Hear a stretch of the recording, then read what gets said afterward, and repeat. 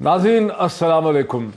नाज़रीन, एक बार फिर ऐसा लगता है कि हुक्मरान जमात पाकिस्तान तहरीक इंसाफ बहुत ही शिद्दत से नवाज़ शरीफ साहब को या तो वापस लाना चाहती है या उनके ख़िलाफ़ अपना केस जो है वो इस्टेब्लिश करना चाहती है। कोई दिन ऐसा नहीं गुजर रहा गुज़िश्ता कई दिनों से जब नवाज़ शरीफ और शहबाज शरीफ की बात या तो ख़ुद वज़ीर आज़म नहीं करते या उनकी पूरी टीम नहीं करती। आज वज़ीर आज़म जब बहावलपुर में थे, वहाँ हेल्थ कार्ड के हवाले से तकरीब हो रही थी। वहाँ एक बार फिर वज़ीर आज़म पाकिस्तान जनाब इमरान खान साहब ने supreme court of Pakistan bar association जो है उसको चैलेंज किया और उनको कहा कि अगर आप क्रिमिनल्स के लिए पिटिशन डाल सकते हैं सुप्रीम कोर्ट में, तो फिर आप जो नॉर्मल प्रिजनर्स हैं उनके लिए भी पिटिशन डालें। सुनिए जरा क्या कहते हैं। हमारा एक बड़ा इदारा सुप्रीम कोर्ट बार एसोसिएशन अदालत में जाके कहेगी कि जी देखें, एक आदमी जो चोरी करके मुल्क से बाहर भाग रहा है, कन्विक्ट हुआ है, झूठ बोल के बाहर भागा है, वो कहें जी उसको फिर से मौका देना चाहिए, आके फिर से वो मैच खेले। तो फिर चोरी में बुरी चीज क्या है? वो बेचारे गरीबों को जेलों में क्यों बंद किया हुआ है? उनको तो खोलो सबसे पहले। अगली पिटिशन ये करें कि जेल खोल दें पाकिस्तान में, कि सिर्फ ताकतवर कोई आपने छोड़ना है, वो जो मर्जी करे। 3 दफा मुल्क का प्राइम मिनिस्टर से पूछे जी कि बच्चों के पास अरबों से रुपया किधर से आया? कहता जी मुझे तो नहीं पता, मेरे बच्चों से पूछो। बच्चों से पूछने जाए वो कहते जी हम तो पाकिस्तान के शहरी नहीं है।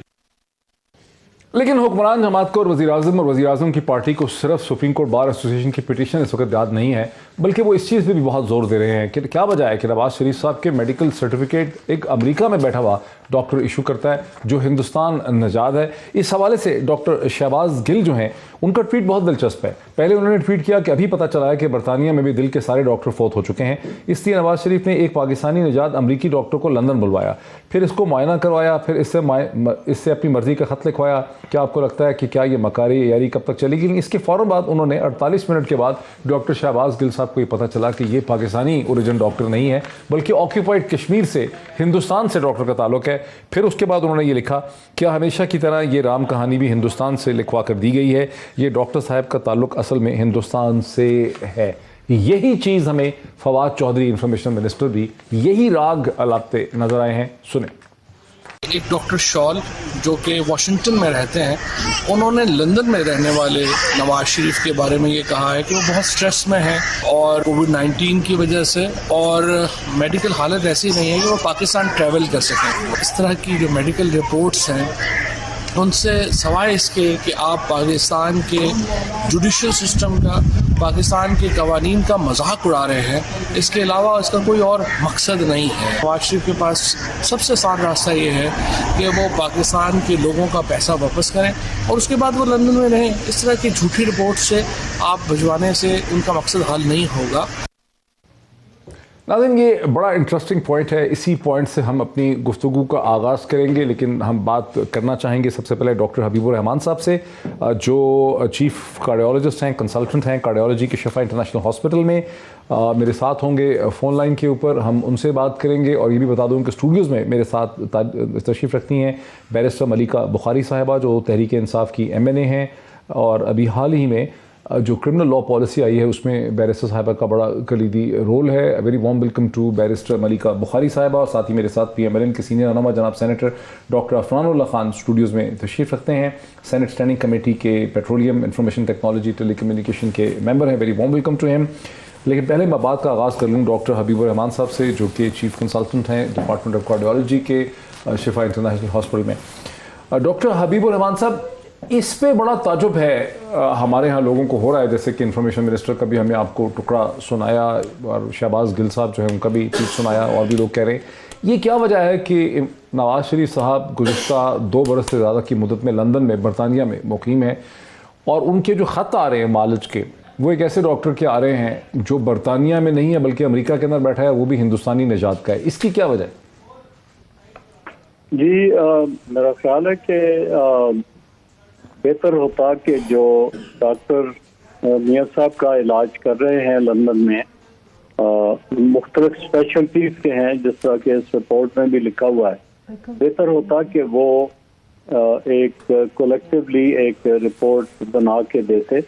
इसमें कुछ इश्यूज जो रेज किए हैं डॉक्टर फयाज शाह साहब ने, वो ये है कि उनको स्ट्रेस नहीं होना चाहिए और कुछ इंफॉर्मेशन इसमें मिसिंग भी है। मसलन इस रिपोर्ट में मुझे नज़र नहीं आया कि मौजूदा तौर पे प्लेटलेट काउंट क्या है, मरीज की क्रिएटिनिन कितनी है, हार्ट की पंपिंग इजेक्शन फ्रैक्शन कितनी है। फिर उन्होंने एडेनोपैथी का जिक्र किया।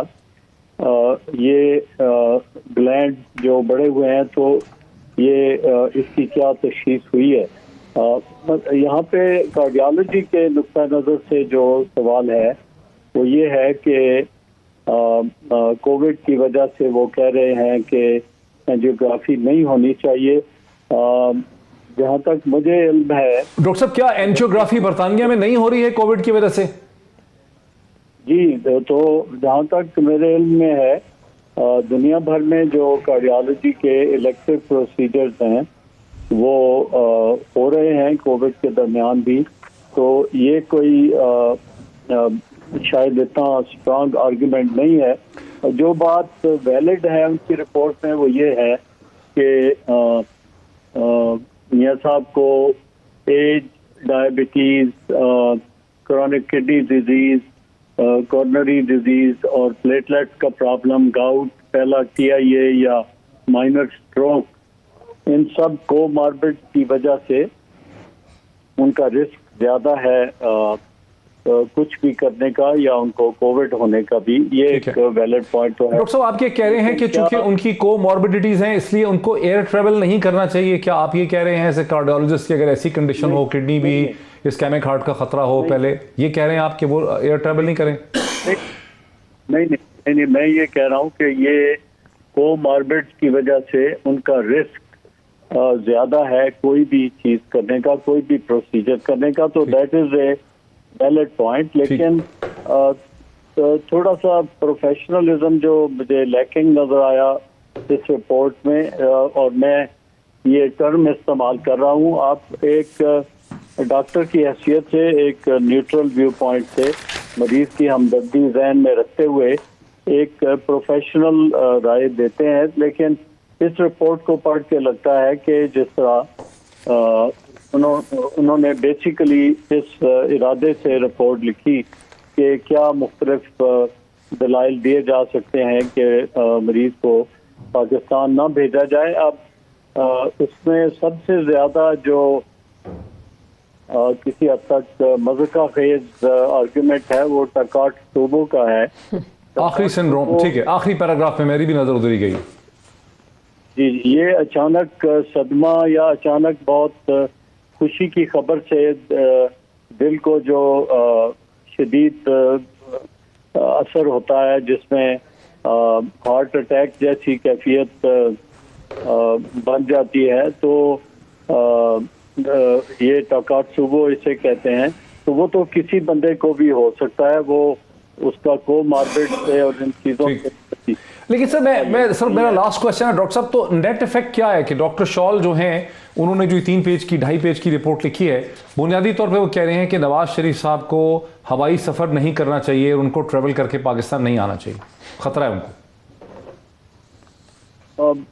मेरे लिए उस चीज़ पे कमेंट करना मुश्किल है, लेकिन मैं रिपोर्ट के ओवरऑल प्रोफाइल का कह रहा हूँ कि जब आप इस इरादे से रिपोर्ट बनाना शुरू करते हैं कि आपने ये आर्गुमेंट पेश करना है, तो फिर उसकी वैलिडिटी ज़रा कम हो जाती है। और जो लंदन में मुख्तलिफ स्पेशलिटीज़ के डॉक्टर्स मियाँ साहब का इलाज कर रहे हैं, उनकी रिपोर्ट में ख्याल में ज़्यादा पर्टिनेंट या बहुत शुक्रिया डॉक्टर हबीबुर रहमान हमारे साथ चीफ कार्डियोलॉजिस्ट हैं शिफा इंटरनेशनल हॉस्पिटल के। बात को आगे बढ़ाते हैं जनाब सेनेटर डॉक्टर फजल साहब। सर इसकी पहली क्या वजह है जो समझ नहीं आ रही कि नवाज शरीफ साहब 2 साल से ज़्यादा, अक्टूबर नवंबर 2019 फिर 20 फिर 21 फिर अब ये 22 है, वो बरतानिया में तशरीफ़ रखते हैं, लंदन के अंदर हैं। लंदन के अंदर सिर्फ लंदन शहर में टर्शरी केयर के कम से कम भी 4, 5, 6 इंतहाई बड़े हॉस्पिटल्स हैं, किंग्स हॉस्पिटल, पता नहीं क्या क्या वहाँ पे हॉस्पिटल हैं। उसके अलावा वहाँ पे सैकड़ों कार्डियोलॉजिस्ट एग्जिस्ट करते हैं। तो उनका एक रिमोट कंट्रोल कार्डियोलॉजिस्ट जो इंडियन ओरिजिन का है, ऑक्यूपाइड कश्मीर से है और उसके शायद हिंदुस्तानी इस्टेब्लिशमेंट से लगता है हुकूमत को ताल्लुक हो, उसकी क्यों रिपोर्टें आ रही हैं? मेरा ख्याल है पहले तो इस बात को कि जी ये हिंदुस्तान इस्टेब्लिशमेंट से ताल्लुक है, ये मेरा तो सही ऑक्यूपाइड कश्मीर से, वो ऑक्यूपाइड कश्मीर से ज़रूरी तो नहीं है कहते हैं कि सारी इंडियन इस्टेब्लिशमेंट के बंदे होंगे। बात ये है कि मियां मोहम्मद नवाज साहब की पहले भी रिपोर्ट्स इसने दी हैं, पहले तो किसी ने कोई बात नहीं की। नहीं, पहले भी उठता है इशू, पहले भी उठता रहा होगा इशू, लेकिन देखें किसी का डॉक्टर कौन है। डॉक्टर उधर है, मेरा मतलब है वो अमेरिका में है। मेरी गुजारिश सुने, मेरे वाले साहब को कैंसर हुआ, उसके अंदर उनकी 3 डिफरेंट कहते हैं प्रोसीजर, तो उसमें एक प्रोसीजर एक इंडियन ने भी किया था। इसका मतलब ये है कि इंडियन एस्टैब्लिशमेंट से मिला हुआ था। नहीं, ये कोई बात नहीं है ना। मैं ये कह रहा हूँ, खुद वो लंदन में है, डॉक्टर अमेरिका में है, उनको देख नहीं रहा फिजिकली, रिमोट है, बाहर बैठा है। आप अभी दुबई गए थे, आप दुबई में आपको बीमारी होगी, आपने पाकिस्तानी डॉक्टर से कंसिडर किया था? दवाई लेने गया था। तो मैं वही कह रहा हूँ ना, मतलब आपको मैं ये नहीं कह सकता कि आपने दुबई में फलाने से क्यों नहीं किया। आपकी प्राइवेसी है, आपका राइट है। नहीं, वो तो मैं अपनी मर्जी से आप पे तो नहीं थोप सकता ना। मैं तो एक जेनेरिक चीज थी ना कि दवाई लिख के नहीं दे रहे थे, स्टेरॉइड तो उसने लिख के मैं तो ये कह रहा हूँ, मेरे भी देखें, मैं ये आप पे केस नहीं कर रहा, मैं आपको केस नहीं कर रहा, मैं कह रहा हूँ आपका राइट है। देखिए, राइट, ये आपका राइट है, मैं आप जिस मर्जी के पास जाए। डॉक्टर मुझे अस्थमा के लिए स्टेरॉइड लिख के नहीं दे रहा था, पाकिस्तानी डॉक्टर ने मुझे मेरे कहने में स्टेरॉइड लिखी देखे बगैर। मैं इस पे कमेंट नहीं कर रहा, मैं ये कह रहा हूँ आपका राइट है, ठीक है, आपने वो राइट एक्सरसाइज हमारा उनका मियां मोहम्मद नवाज साहब का राइट है, वो जिस मर्जी डॉक्टर के पास जाए, जिस मर्जी से। देखा नहीं ना उसने, ये इतना सीरियस मसला है हमारा, तो सीरियस मियां मोहम्मद देखें 2 दफा उनके ओपन हार्ट सर्जरी हो चुकी है, इसमें कोई डाउट नहीं है। इसने नहीं की, इसने नहीं की, मुझे मालूम है, बहुत सारे कहते हैं और भी डॉक्टर थे। यहाँ पे इसकी मौजूदगी में, इन हुकूमत की मौजूदगी में नैब तहवील के अंदर उन्हें 2 दफा हार्ट अटैक हुआ, जिसके ऊपर है कहते हैं इनके डॉक्टर्स जो इन्होंने बोर्ड बनाया है, उनकी आप जाके रिपोर्ट उठा के देख लें, इनके प्लेटलेट 0 है, इधर के रिपोर्ट। और अगर किसी ने गलत किया था ना, तो डॉक्टर यास्मीन राशिद को और डॉक्टर फैसल सुल्तान को जेल में बंद कर दें। ठीक है ना। अगर ये बात है तो पहले अपने लोगों को पकड़े जिन्होंने खुद अगर तो इन्वॉल्वमेंट थी, अगर तो ये बात दुरुस्त है तो सबसे पहले आप उनको पकड़े।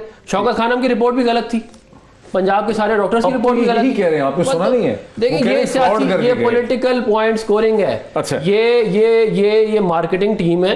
ये लोगों की बीमारियों के ऊपर सियासत करते हैं। इन्होंने कुलसूम नवाज साहिबा के बारे में ये कहा, कुलसूम नवाज साहिबा की वफात हो गई, ये उनके उसके कमरे के अंदर घुस गया है। अच्छा, अब ये जरा इसके बाद क्या वजह है कि पिछले 15-20 दिन से आपकी हुकूमत, प्राइम मिनिस्टर से लेके नीचे तक सारे SAPM, सारे मिनिस्टर, सारे एडवाइजर जो हैं, वो नवाज शरीफ साहब की बीमारी उनको याद आ गई है? पीछे तो नहीं आपने इतना जोर लगाया, ये कागज मंगवाएं, सर्टिफिकेट मंगवाएं, इशू रेज करें, हुआ क्या है आखिर? What is the reason for this? Doctor साहब, हुआ तो कुछ ऐसा खास नहीं, क्यों आप उनको सडनली वापस लाना चाहते हैं? वो नहीं बात ही तसलसल से बात चल रही है काफ़ी लंबे अरसे से। पाकिस्तान तहरीक इंसाफ की हुकूमत के सारे नुमाइंदे, वज़ीर आज़म, काबीना के मेंबर्स ऑफ पार्लियामेंट, पाकिस्तान का आम आदमी ये ख्वाहिश कर रहा है, ये रिक्वेस्ट कर रहा है, ये तकाजा कर रहा है कि साबिक वज़ीर आज़म को क्यों ऐसी रियायत मुयस्सर है जो पाकिस्तान के आम आदमी को नहीं है। इस रिपोर्ट का मुताला मैंने किया, यहाँ लिखा है कि उनको स्ट्रेस जो है उसको कम रखने के लिए सॉलिटरी कन्फाइनमेंट में या जेल में नहीं रखना चाहिए। क्या जानते हैं कि पाकिस्तान की जेलों के अंदर कितने ऐसे लोग हैं जो सज़ा काट रहे हैं, सज़ाए मौत जो है उसका इंतज़ार कर रहे हैं, जिनको उम्र कैद दी गई है, उम्र कैद बामुशक्कत दे दी गई है, गरीब हैं, उनके पास अच्छे वकील नहीं थे। ऐसी औरत का केस सामने आया, कनीज़ा बीबी, जिन्होंने 30 साल अपनी सजाए मौत का इंतजार किया। निज़ाम अदल में आपको वो तफरीक चाहिए जो आम आदमी को वो चाह रहे हैं कि वापस ना आए। देखिए, ये तो एक ख्वाहिश है ना, ये तो एक खत लिखा गया है पाकिस्तान की अदालत को। हम तो इससे एक रिपोर्ट मानते ही नहीं है। ये तो एक मेडिकल ओपिनियन दिया गया, एक ख्वाहिश का इजहार किया गया है कि मुझे वो चीज़ें दो जो पाकिस्तान के आम आदमी को मैसर नहीं है। अपना केस बिल्डअप किया जा रहा है पाकिस्तान की अदालत के सामने। आप लंदन में 2 साल से हैं, आपको ऑपरेशन नहीं हुआ। सही सवाल आपने पूछा, क्या कार्डियोलॉजी के कोई ऑपरेशन नहीं हुए? आप मेडिकेशन के ऊपर हैं। क्या ये अफसोसनाक और शर्मनाक बात नहीं, सख्त अल्फाज का चुनाव में कर रही हूँ, कि 3 दफ़ा के साबिक वज़ीर आज़म अपने मुल्क के अंदर ऐसा अस्पताल भी नहीं बना सके जिसके अंदर उनकी बीमारी का इलाज हो सके। आपने जो चीज़ें यहाँ पर बताई थी, जो आपके मेडिकल एनालिसिस यहाँ पे हुआ था, उसके मुताबिक आपने वो सब चीज़ें, रिपोर्ट्स वहाँ जमा करवाई थी, आपने नहीं करवाई। आप ये देखिए, ये इनका तरीका वारदात है। इस तरीके से ये सियासत करते हैं। राना शरीम का हलफनामा हो जिसको लंदन के अंदर साइन करवाया जाता है केस बिल्डअप करने के लिए, इसी तरह ये एक मेडिकल ओपिनियन है। हम तो इसको रिजेक्ट करते हैं, इसको रद्द करते हैं। पाकिस्तान का कोई जी शऊर शख्स इस मेडिकल रिपोर्ट को मानने के लिए तैयार नहीं। ये मेडिकल रिपोर्ट तो नहीं है, ये तो खैर उन्होंने एक ओपिनियन दिया है, एक ऐसे डॉक्टर से दिया है जो अमेरिका में मुकीम है। नवाज शरीफ साहब की उन्होंने शायद कोई इलाज भी नहीं किया, उनका सही तरह मुआयना भी नहीं किया, तो एक बेसूद सी चीज़ सामने आ गई। हमने मुस्तरद मुस्तरद कर दिया। पाकिस्तान का हर आम आदमी भी अब इसको मुस्तरद करेगा, लेकिन उनको वापस आना चाहिए। इंटरेस्ट ये है, वापस आना चाहिए। डॉक्टर अफसान के नवंबर दिसंबर में आपकी पार्टी के बहुत से जो लोग थे वो टेलीविजन प्रोग्राम्स में ये कह रहे थे कि नवाज शरीफ साहब नवंबर में ये कहना शुरू कर दिया। बहुत से लोगों ने कहा कि नवाज शरीफ साहब वापस आ सकते हैं और वो आके पाकिस्तानी पॉलिटिक्स को सामना भी करेंगे और पॉलिटिक्स को रिवाइव करेंगे, सारा कुछ है। अब हुकूमत पीछे पड़ गई है। पहले आपकी पार्टी की तरफ से कहा जा रहा था कि वो वापस आ सकते हैं और इस हुकूमत के लिए चैलेंज होगा। अब ये हुकूमत जो है शोर मचा रही है कि नवाज शरीफ साहब को वापस आना चाहिए। ये टेबल टर्न अराउंड हो गए हैं पॉलिटिक्स के आपके ऊपर? देखिए, टेबल टर्न अराउंड नहीं हो गए जब पाकिस्तान के आवाम के कुछ देने के लिए है ही नहीं। आटा नहीं है, चीनी नहीं है, दालें नहीं है, रिकॉर्ड करप्शन है। आप देखें कि कैसे ये लोग हैं कि लोग भूखे मर रहे हैं और ये लोग दबा के करप्शन कर रहे हैं। आप नाम लेते जाएं, आटा चोर, चीनी चोर, फार्मास्यूटिकल चोर, कौन सा चोर है जो इनके साथ नहीं है? और उन सब चोरों का सिपह सलार इमरान खान है। और ये उसके बाद हमें आगे भाषण देते हैं करप्शन के ऊपर। 170वें नंबर पे पाकिस्तान को हम छोड़ के गए थे करप्शन इंडेक्स के ऊपर, जो ट्रांसपेरेंसी इंटरनेशनल है, जो नवाज शरीफ नहीं चलाता, जहां मैं चलाता हूं। वो कहता है इमरान खान इतना बड़ा चोर है कि उसने 117 से 140 पे उसको ले गया, जो रिकॉर्ड है इस मुल्क की तारीख का।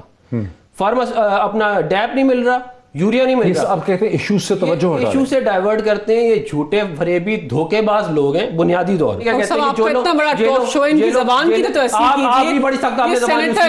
सेनेटर आप थोड़ा सा नरम कर लें, वो फिर बाद में बहुत सख्त अल्फाज यूज़ किए। मैंने नहीं किए, इन्होंने सख्त अल्फाज यूज़ किए। अब ना आती तो ज़्यादा अच्छा होता। नहीं ठहरे ऐसे ना करें, वैसे आता भी कुछ नहीं, यही कह सकती हैं।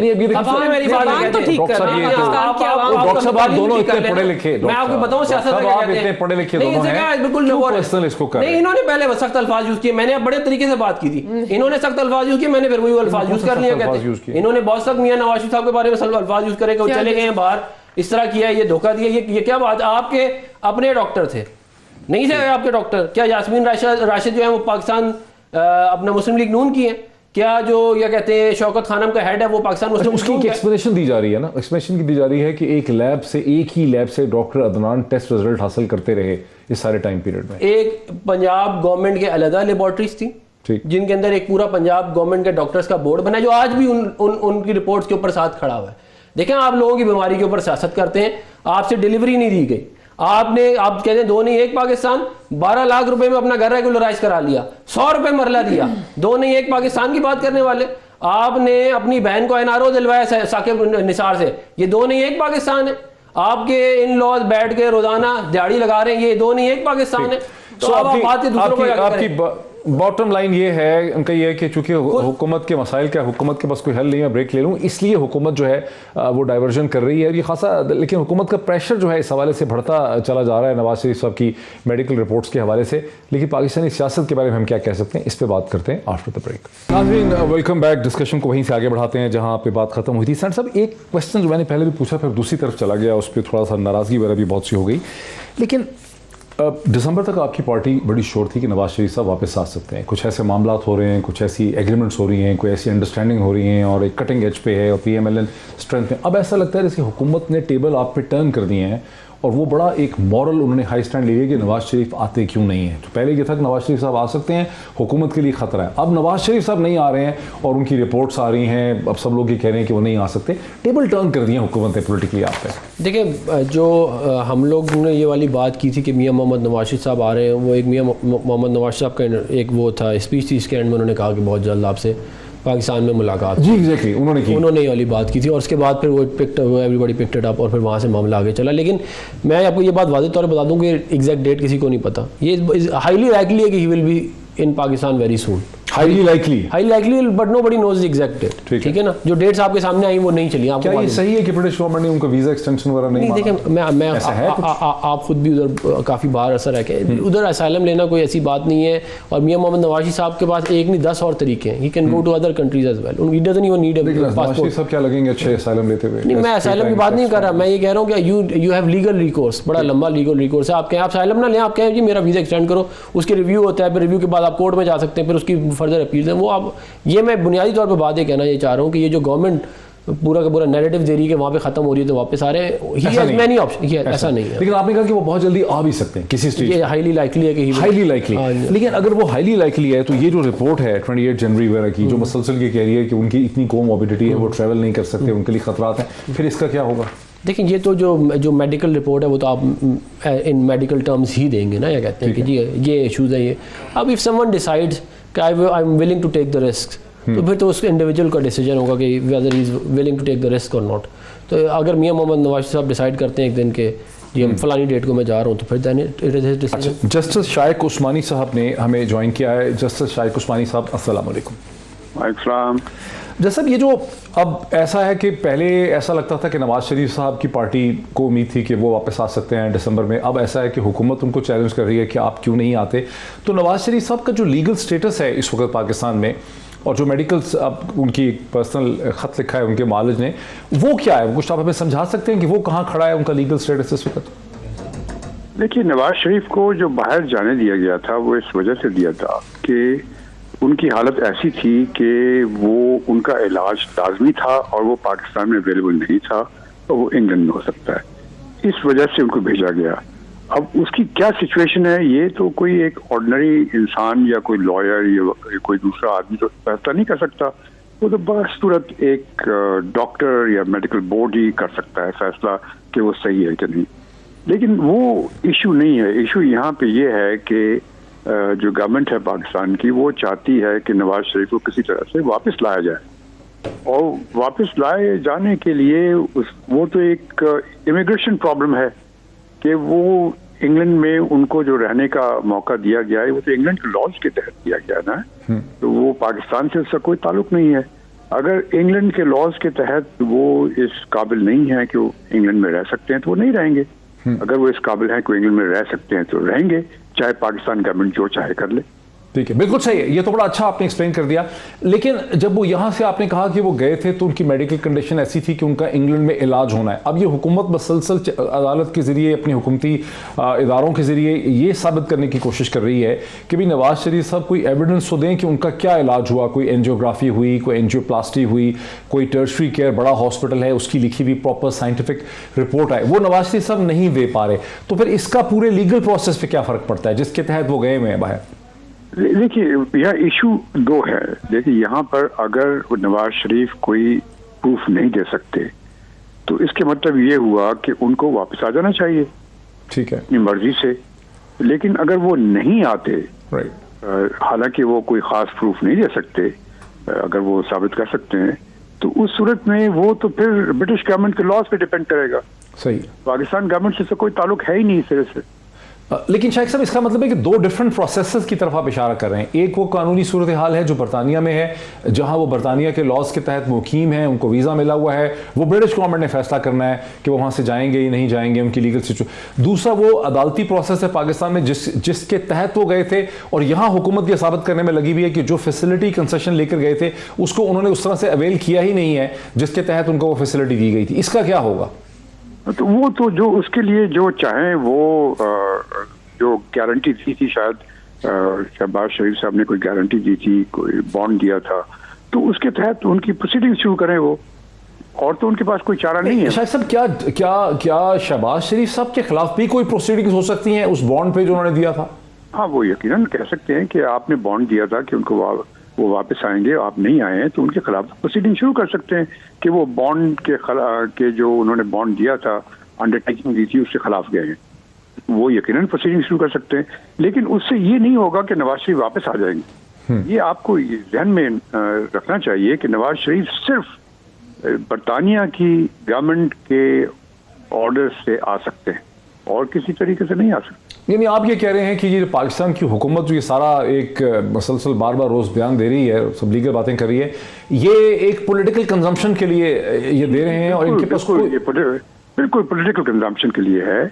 फैसला तो हुकूमत बरतानिया ने करना है कि वो उनको वापस आना चाहिए कि नहीं आना चाहिए। अब वो चाहते हैं, अगर पाकिस्तान गवर्नमेंट चाहती है कि वो वापस आ जाएं, वो बरतानिया गवर्नमेंट को अप्रोच करें, उनसे बताएं कि भाई ये सिचुएशन है, आप उनको वापस भेजें। अब फैसला यकीनन बरतानिया तो पाकिस्तान की तरह का तो नहीं है ना मुल्क, बरतानिया में तो कानून है, चीज़ें हैं, उसके लिहाज से वो फैसला करेंगे। और अगर वो फैसला करते हैं कि नहीं आएगा तो वो नहीं आएंगे। बिल्कुल सही है। शाइक उस्मानी साहब, बहुत शुक्रिया हमें ज्वाइन करने का। बहुत ही कॉम्प्रिहेंसिव, बहुत ही प्रिसाइज और बड़ा टू द पॉइंट किस्म का एनालिसिस जस्टिस रिटायर्ड शाइक उस्मानी साहब ने यहाँ पे प्रेजेंट किया। सर साहब, इसको सुन के मुझे ऐसा लगता है कि हुकूमत इखलाकी प्रेशर और सियासी प्रेशर आपके बिल्डअप कर रही है। नवाज शरीफ साहब के चाहने वाले, उनके जो सपोर्ट बेस हैं, उनको ये एहसास हुकूमत दिला रही है बार बार अपने आर्गुमेंट के जरिए कि नवाज शरीफ साहब सच नहीं बोल रहे हैं, छुप रहे हैं, धोड़ रहे हैं, ये हुकूमत कर रही है। देखिए, पॉलिटिकल पॉइंट स्कोरिंग है एक उनका ऑब्जेक्टिव, और दूसरा ऑब्जेक्टिव डाइवर्जन है।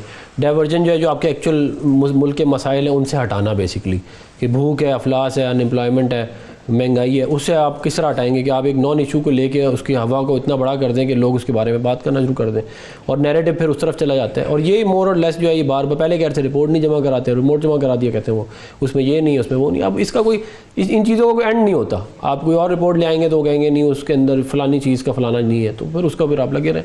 ये बुनियादी तौर पर जो मैंने आपको वैसे पहले ही बात बताइए, देखें गवर्नेंस का, आप समझते हैं कि इससे नवाज शरीफ साहब के सपोर्ट बेस पे कोई फर्क नहीं पड़ता? इससे तो ये पूरी डिबेट हो रही है। देखें, ये बेसिकली सारी डिबेट जो है ना, ये पीटीआई अपनी सपोर्ट बेस को बचाने के लिए कर रही है। अच्छा, उनको नई सपोर्ट तो कहीं से मिलनी नहीं है, क्योंकि जो थोड़ा सा भी रैशनल है या जिसको थोड़े से मामले का पता है, वो समझ जाएगा कि ये सही बात नहीं कर रहे। लेकिन ज़ाहिर है जिनकी अपनी सपोर्ट एक है, जो भी अब वो काफ़ी कम रह गई है, जो अपना एक समझ लें फेसबुक ट्विटर जनरेशन थी, जो इनके फेसबुक पेज देख के जो है वो न्यूज़ लेती थी, उनको शायद अभी भी ये लगेगा कि जी हाँ, मैंने फेसबुक के पेज पे आके पीटीआई के देखा तो उस पर लिखा हुआ था कि, ट्विटर भी है, ट्विटर पे भी जाके देखा तो उस पर लिखा हुआ था कि जी ऐसे ही है तो फिर वैसे ही होगा।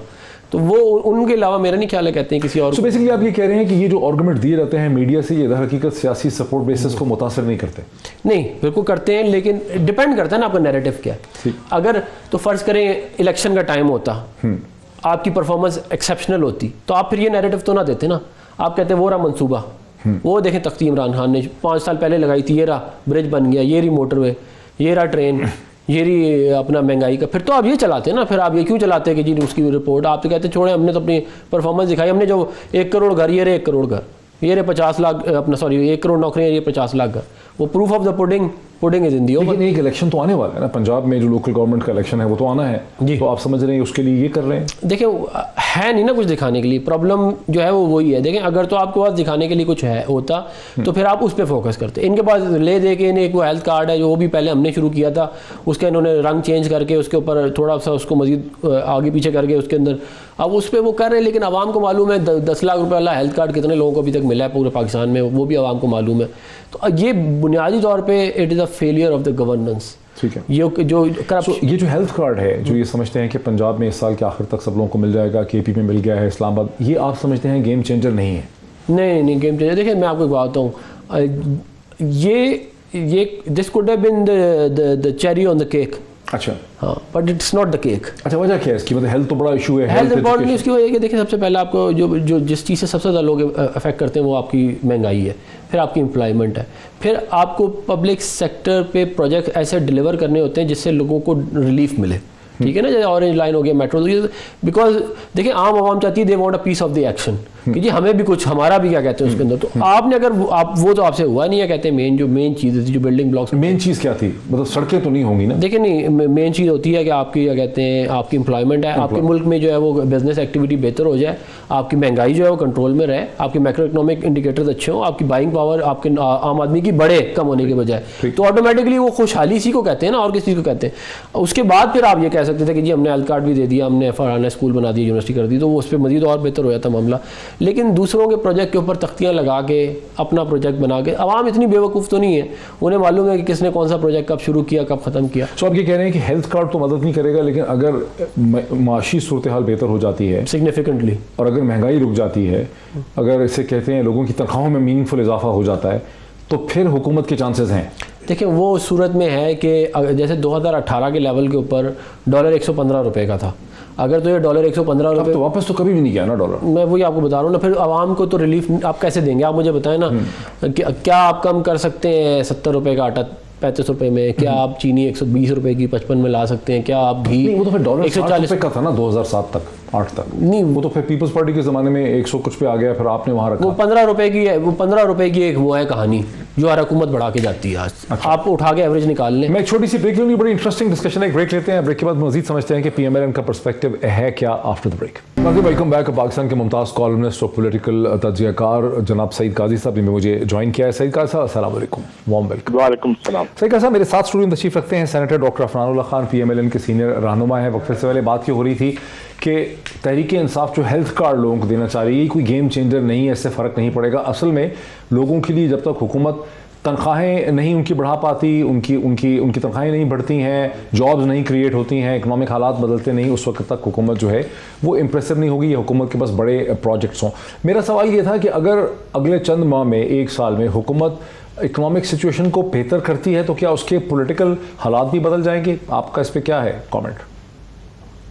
ये काफी टास्क होगा। अगर वो बदल लेगी तो जाहिर है उसके जो पॉजिटिव असरात हैं वो भी सामने आएंगे। अगर इट्स बिग इफ, क्योंकि हम एक दुनिया में एक बहुत तारीख इंसानी के बहुत बड़े रिसेक्शन से दुनिया गुजर रही है, एक बात। दूसरी बात यह है कि बिल्कुल ये कोई अल्टीमेट, इसको बेहतर, ये जो 400 अरब रुपया है इसको बेहतर अंदाज में भी किया जा सकता था, मगर फिर भी आवाम की जेब में जा रहा है। हम इसको सपोर्ट करते हैं एंड वी डिमांड मोर कि ये और भी करें। और 1973 के कॉन्स्टिट्यूशन में जो आपने प्रिंसिपल ऑफ पॉलिसी बना छोड़े हैं, उनको आप, जिनको एक आधा आइन जो है आपने हेल्ड इन अबेंस, उसको आप जो है वो रेस्टोर करें और अवाम के हकूक दें। एक तो दूसरी बात, और ये भी बात मैं अफानुल्लाह साहब से एग्री करता हूँ कि नवाज शरीफ साहब के आने जाने से कोई फर्क नहीं पड़ता। इट्स अगर 22 करोड़ लोगों का इस मुल्क की सियासत से या इस मुल्क की जो हालात से कुछ लेना देना है तो आए जाएं, कोई और चला जाए। So बेसिकली आप ये समझते हैं कि जो हुकूमत एक पूरा कैंपेन रन कर रही है गुज़िश्ता चंद हफ्तों से, बड़ा प्रेशर डाला है गवर्नमेंट डिमांड कर रही है कि नवाज शरीफ साहब अपने मेडिकल सर्टिफिकेट दिखाएं। अगर उन्होंने बरतानिया में कोई इलाज करवाया है किसी अस्पताल में, कोई एंजियोग्राफी कराई, कोई एंजियोप्लास्टी करवाई, कोई सर्जरी करवाई, तो उसका रिकॉर्ड लाएं। वो चूँकि ला नहीं पा रहे तो हुकूमत ये समझती है कि इससे नवाज शरीफ साहब गंदे हो रहे हैं, उनकी साख में कमी हो रही है। आप समझते हैं कि नहीं फ़र्क पड़ता? देखिए, साख पे कौन खेलता है? आप मुझे बताएं ना, आज की सियासत में साख कहाँ रहेगी? आप इदारों पर फिजिकली हमले करते हैं। कल राना सनाउल्लाह साहब ने कहा कि हम उन्हें करेंगे। अदालतों में हमले हम पहले कर चुके हैं। इसके अलावा जो जबान इस्तेमाल हो रही है PTI की तरफ से, वो भी आपके सामने है। साख वाला मामला खत्म हो गया है। अब स्टेक होल्डर्स में खेल होता है। स्टेक होल्डर्स कौन है? यहाँ की एस्टेब्लिशमेंट। स्टेक होल्डर IMF और वर्ल्ड बैंक, अमेरिका बहादुर, चाइना। तो हमारी रूलिंग इशराफिया अब वहां पे लॉबिंग करके तो अपनी रेलेवेंस बनाती है इन द गिवन सिचुएशन। क्योंकि ये मैं आपको जाती नॉलेज के तौर पर भी बता रहा हूँ, मेरे बहुत से दोस्त, मैं नाम नहीं लेना चाहता, बड़े स्टाल वार्ट है मुख्तलिफ पार्टियों के, वो कहते हैं पीपल्स पॉलिटिक्स के दिन लग चुके हैं। मैं नाम नहीं लूंगा। तो इसलिए ये बिल्कुल, उसकी वजह क्या है? उसकी वजह यह है कि अगर आप देखें, ये एक एंटी पाकिस्तान बिल था और इशराफिया का बिल था। ये जो आइन, ये जो आपने किया, इसमें सारे एक थे। क्योंकि ये इशराफिया का बिल था, आप बहाने करते रहे बिलावल साहब को दो बिलावल साहब तो इस्तीफा ले लें, दे लें, लेकिन ये क्योंकि तो आप समझते हैं कि जो स्टेट बैंक का अमेंडेड कानून था, इसमें सारी सियासी जमातें और अकाबरीन बेसिकली एक तरफ से, कोई झगड़ा था नहीं इसमें। इस मामले में कोई, दे हैव नो झगड़ा as to how to run this मैशत, जो कि इशराफिया के हक में उस्तवार है कुल्ली तौर पर। ये at the expense of the 90% people, even more, ये उनके हक में इस्तवार है। वो भी ठीक कहा था किसी ने कि state has become a committee to run the affairs of rich and minor. लेकिन सईद कासिम, इसकी एक वजह यह भी हो सकती है कि तमाम सियासी जमातों ने अपनी अपनी दांस में अंदाजा लगाया कि इस वक्त उनके पास ये जो माशी चैलेंज है, इस क्राइसिस है, इसका कोई हल नहीं है। वो इसमें कोई स्पैनर फेंकना नहीं चाहते थे, वो रखना अंदाजी करना नहीं चाहते थे। उनको पता है कि IMF के पास जाना पड़ेगा और ये एक मैच्योर और रिस्पॉन्सिबल फैसला था। लेकिन मैं हजूर एक और अर्ज करूं, अभी जो कल स्टेटमेंट दी है फवाद चौधरी साहब ने, वो ठीक कहा है। 1200 अरब रुपए का प्रॉफिट शो कर रही हैं कंपनियां। There are certain people who are doing very good with this system. आप देखें ना, उस दिन मिफ्ता इस्माइल साहब से एक बंदे ने सवाल पूछा कि हजूर आप कहते हैं मैशत बर्बाद होगी, आपके प्रॉफिट तो बढ़ गए हैं। और इसमें, अच्छा, ये पूरी दुनिया में भी यही मॉडल है। आपको पता है कि कोविड के इस सारे क्राइसिस में बेनिफिशियरी कौन थे? ये तो अल्लाह की रहमत थी दुनिया भर के सरमायादारों के लिए जो कोविड आया। They made trillions out of the misery of the common people. तो अगर आप गौर करें तो पाकिस्तान का माशी क्राइसिस है, जहांगीर तरीन साहब को माशी क्राइसिस है, इमरान खान साहब को है, नवाज शरीफ साहब को है, शहबाज शरीफ साहब का कोई माशी क्राइसिस है, कोई बैंकरप्सी फाइल कर रहे हैं, कोई कारोबार बर्बाद हो गए हैं उनके। तो अगर आप देखें तो इसमें एक तबका जो कि बहुत 1% है, they are doing very good in this system and this system is very good for them. और एक तरफ पाकिस्तान की मैशत है, ठीक है, तो यही अच्छा, अब जरा यहीं जरा रुकें डॉक्टर अफनान। हुकूमत ने याद आदोशुमार जो फाइल हुई है कॉर्पोरेट, तकरीबन 980 अरब रुपए का प्रॉफिट है, रेवेन्यू 980 रुपए का प्रॉफिट पाकिस्तानी कंपनीज का आया सामने। इससे ही पता चलता है कि किस तरह से पाकिस्तान की कंपनीज ने अनप्रेसिडेंटेड प्रॉफिट अर्निंग की है। खुद डॉक्टर मिफ्ता इस्माइल वो कोई अलोन नहीं है, सबने की है, उनकी कंपनी भी की है। अच्छा, हुकूमत ये कह रही है कि तनख्वाहदार तबका जो है, जो सरकारी हो या प्राइवेट सेक्टर में हो, वो स्क्वीज़ हो रहा है, और वो सारी परसेंटेज नहीं है, वो आबादी का 25% होगा, 27% होगा, लेकिन बाकी जो आबादी है, जहाँ वेंडर है, जो खुद से काम करने वाला है, जो बिजनेसमैन है, जो इंडिपेंडेंट है, जो दुकानदार है, उसके इतने बुरे हालात नहीं हैं, लेकिन मीडिया दिखाता सिर्फ कारोबार उसकी बात करता है सेक्टर की। देखिए, ये बात दुरुस्त नहीं है, क्योंकि देखिए डेटा जो है वो ये कहता है कि पाकिस्तान की एग्रीकल्चर से तकरीबन 70% हमारी लेबर फोर्स लिंक्ड है। अगर 70% हमारी एग्रीकल्चर से लिंक्ड है, और एग्रीकल्चर हमारा सिर्फ 20% है इकॉनमी का, एक बिल्कुल 20% ही होगा, लेकिन वर्क फोर्स आपकी 70% लिंक्ड है उससे। तो अगर ये बात दुरुस्त है तो इसका मतलब ये है कि जिधर डैब नहीं मिल रहा, यूरिया नहीं मिल रहा, आपके ये कहते हैं नुकसानात है, रुपया आपका डिवैल्यू हो रहा है, आपकी सप्लाई चेन डिसरप्शन है, उसका इम्पैक्ट जो आपके उसके ऊपर आ रहा है, एक बात। दूसरी बात ये है कि देखें 929 अरब रुपये बिल्कुल इन्होंने कमाए हैं, इसमें गलत बात तो नहीं करूँगा, लेकिन बात यह है कि कितने चंद हज़ार एम्प्लॉइज़ होंगे, 10,000 होंगे, 50,000 होंगे एम्प्लॉइज़, इससे ज़्यादा तो नहीं होंगे ना। ये कहते हैं आपके मुल्क के अंदर तो ग्रोथ भी 5.3%, ग्रोथ तो प्रोजेक्टेड 5.3 है, देखते हैं अब क्या होता है एक्चुअली। और ग्रोथ जब हमारी ग्रोथ थी तो ये कहते थे कि ये वाली ग्रोथ ठीक नहीं है, आपको याद ही बिल्कुल कहते थे सही नहीं, कि ये सही नहीं है। तो आप अपनी ग्रोथ, आप भी ये कह रहे हैं कि सही नहीं है। मैं ये नहीं कह रहा, मैं अल्लाह करे पाकिस्तान की इकॉनमी ग्रो करे। देखिए, मुझे तो, आपको और हमें तो फायदा, इकोनॉमी ग्रो करने लग गई, हमें तो फायदा है इस चीज़ का, हम तो खुश होंगे। लेकिन बात तो ये पॉलिटिकल स्टैंड तो वीक हो जाएगा। नहीं, बात यह है कि आपने 5-6% GDP ग्रोथ रेट किया, हमें मिलेगा, हम उसको 8-10% पे लेके जाएंगे ना। तरीका तो यही है, दुनिया में तो यही होता है, बजाय इसके कि आप उसको पहले 0 पे लेके जाएं, आप सारा सत्यानाश करें, फिर आप दोबारा से रीबिल्ड करें जो इन्होंने किया है। बात यह है कि अगर ये मैक्रो इकोनॉमिक कंडीशन पाकिस्तान की बेहतर करते हैं, अगर एम्प्लॉयमेंट बेहतर, अनएम्प्लॉयमेंट कम होती है, तो अच्छी बात है, हम उसको बुरा तो नहीं कहेंगे। लेकिन मैं वैसे आपको बता दूँ कि जो ये डेटा फजिंग कर रहे हैं, जैसे बेस को चेंज कर रहे हैं, जैसे ये कहते हैं मुल्क के एक्चुअल हालात जो हमें नज़र आ रहे हैं इस वक्त, डैप नहीं है, यूरिया नहीं है, जो बाकी इश्यूज़ हैं बहुत बड़े महंगाई के, उससे लगता नहीं है कि ये जो बातें कह रहे हैं वो दुरुस्त, वो सही नहीं हो सकती। ये समझते हैं PMLN के रहनुमा डॉक्टर अफनान। हुकूमत ये समझती है कि सारों के हालात बुरे नहीं हैं, हालात बेहतर हो रहे हैं। अपोजिशन का ख्याल है कि हालात बेहतर नहीं हो रहे, ख़राब हो रहे हैं। इसका फैसला तो अगले आने वाले चंद महीनों में ही होगा। आज इतना ही, पर आपसे मुलाकात होती, बहुत शुक्रिया।